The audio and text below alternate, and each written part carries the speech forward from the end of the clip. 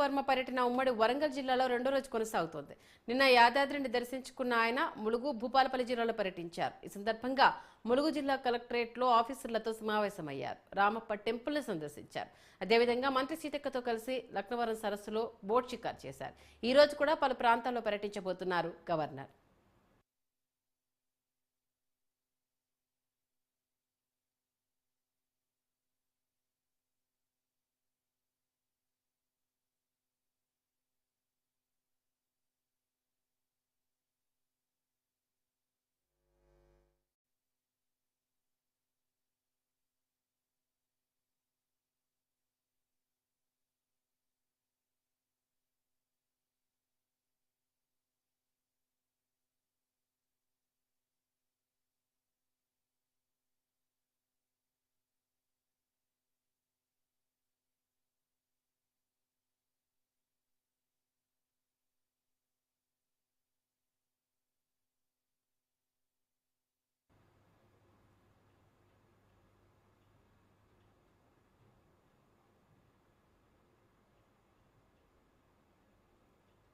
రెండో రోజు ఉమ్మడి వరంగల్ జిల్లాలో తెలంగాణ గవర్నర్ పర్యటన కొనసాగబోతోంది. ఇదే అంశానికి సంబంధించి పూర్తి డీటెయిల్స్ అందించడానికి Warangal correspondent Ravinder phone line లో అందుబాటులో ఉన్నారు.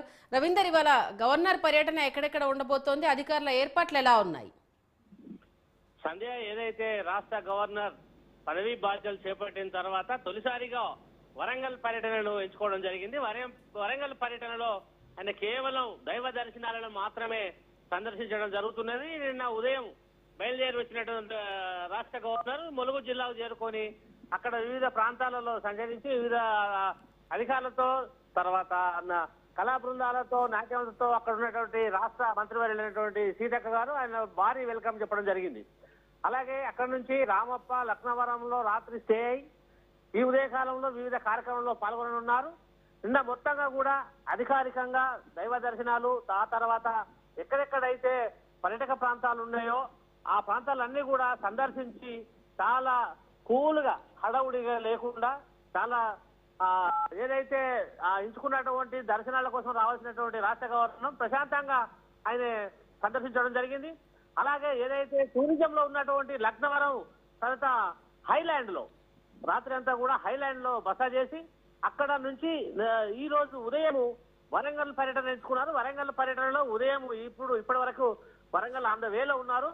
మరి కొద్ది నిమిషాలలో వరంగల్ చేరుకుంటారు. అనంతరం అక్కడ నుంచి ఇక్కడ ఉన్నటువంటి వేయి స్తంభాల గుడి, పద్మాక్షమ్మ టెంపుల్, భద్రకాళి అమ్మవారి ఆలయం, తర్వాత వివిధ దైవ దర్శనాల్లో ఆయన చేరున్నారు. అనంతరం REC NIT National Institute of Technology institute లో ఆయన కాలేజీలో చిన్న రివ్యూ మీటింగ్ ఉంటుంది. అక్కడ అధికారులతోని అక్కడ నుంచి కూడా ఏంటి డెవలప్మెంట్ ఏ విధంగా జరగబోతుంది, ఇక్కడ ఉన్నటువంటి ప్రభుత్వం ఏ విధమైనటువంటి గతంలో ఏం జరిగింది, ఇప్పుడు ఏం చేయబోతున్నారు దాని మీద కూడా అధికారులతో కూడా కొన్ని విషయాలు తెలుసుకునే అవకాశాలు ఉన్నాయి.